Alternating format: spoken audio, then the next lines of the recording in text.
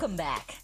Now, if there's one thing I know about leadership is that it does not happen by accident. So, pardon me for a second, but Diogenes said, wise leaders generally have wise counselors. And this is so true for so many of the effective leaders that you all see today, including myself. A host of leadership development programs exist to train activists and policymakers to be agents of change. And I, for one, have personally been a beneficiary of the political side of all of this for the better part of 20 years at this point. There is an ongoing need, though, to still invest in and develop leaders who have the skills to transform our society. And I say skills because a lot of people have charisma, but don't necessarily have the skills. So from big household names like Stacey Abrams to former President Barack Obama even, and all the people that we amplify on this show. So many of us have participated in coaching and mentorship and leadership development programs, which give us the tools to actually be the change that we want to see in the world. And I really hate to say this, but the right wing, y'all, has actually done a bit of a better job than the left in cultivating leadership. They have kind of been killing the game for decades upon decades and being able to put their people in seats of power. And those jokers have boot camps and campaign colleges and management programs that, lift up a lot of the crazy radicals that we see today. But I wanted to do this segment with you today to share that the left is doing the same thing. And my next guest is a good example of a keenly developed leader who is a product of democratic and progressive and diverse political training. Joining me now is my dear friend, Colorado State Representative and Chairwoman of the Black Democratic Legislative Caucus of Colorado, Leslie Herod. Leslie, welcome back. I am so excited to have you here because as we were imagining this conversation today to really get into what I'll admit is a bit of an inside baseball about leadership, you were one of the first people that came to mind for me, who is really a reflective of the power of investment in leaders. And so I wanted to invite you to share with us a little bit about your own personal journey and how your civic mindedness was cultivated, encouraged, developed, and certainly invested in a way that helped you become the elected official and leader that you are. Well, absolutely. Well, first, it's good to be back with you, my friend. It's good to see you.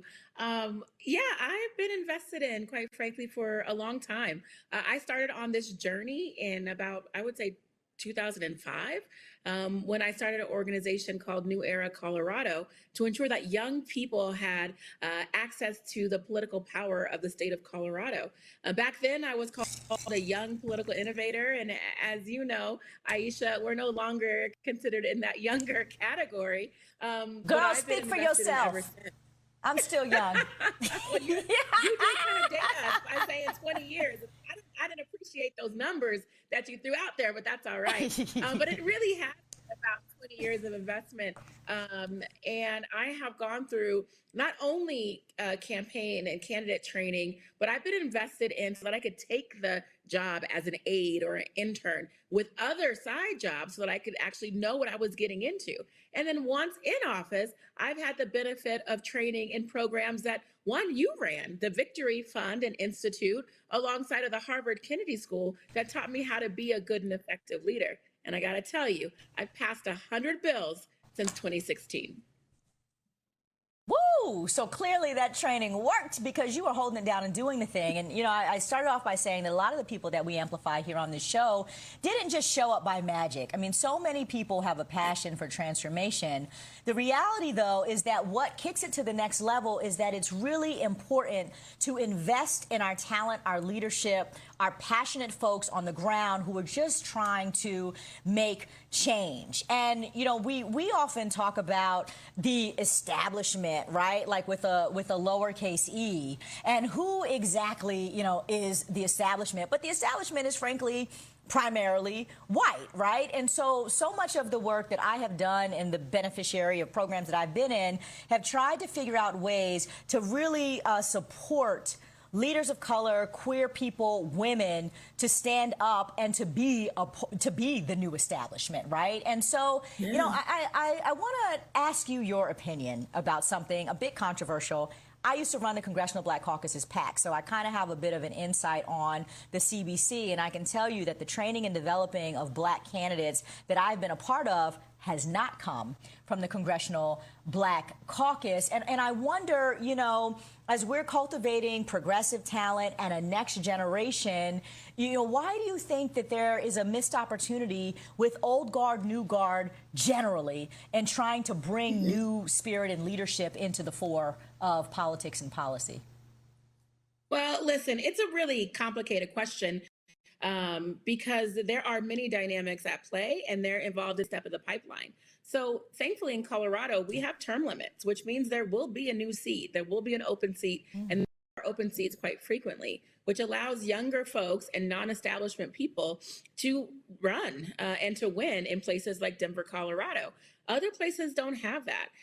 And there is a huge tension between new ideas, new voices being in the mix with the old guard and way. We're working on that dynamic, but I got to tell you, we haven't figured it out. And until we do, we won't really have the outcomes for our people that we want. Because at the end of the day, it's not about us keeping our seats. You know, I could stay here in Colorado, I could keep this seat, or I could do the bold things that actually will impact the lives of Coloradans, which I've done. And that's what I'll continue to do. But we need that pipeline. We need that cultivation, and we need to look at that tension that does exist between supporting young folks and older folks, especially in the Black community. I will tell you, Aisha, I have been invested in, again, since I was much younger. I don't think it was because I'm Black. I'm pretty sure it's because I'm gay. And what I will say is that there is not a lot of support for our Black men out there who are young men who are trying to take these positions, who are trying to run for office.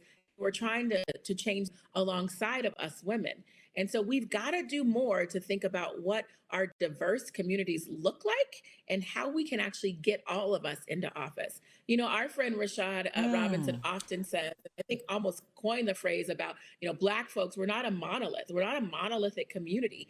And all of our voices, all of our faces deserve to have representation in office. And we don't need to be fighting over one or two seats or a small piece of the pie. Quite frankly, we need all the seats and we should have cake too. Yes, we should. Leslie, I have like 30 seconds, but I just wanted to, for the people, highlight that when we talk about developing leaders, we're talking about tangible skills like advocacy, activism, politics, fundraising, organizational, you know, management, etc. Could you just kind of, in a couple of words, give us your closing salvo about why leadership development and management training matters?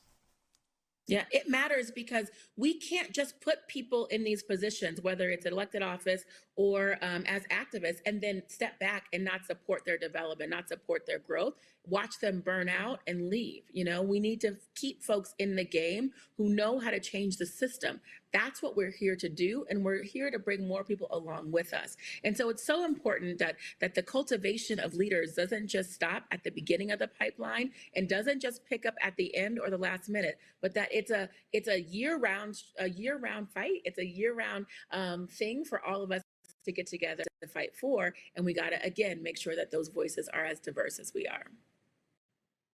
Colorado Representative Leslie Herod, I am so proud of you and proud to know you and appreciate you being here with me on Amplify tonight. Thank you so much.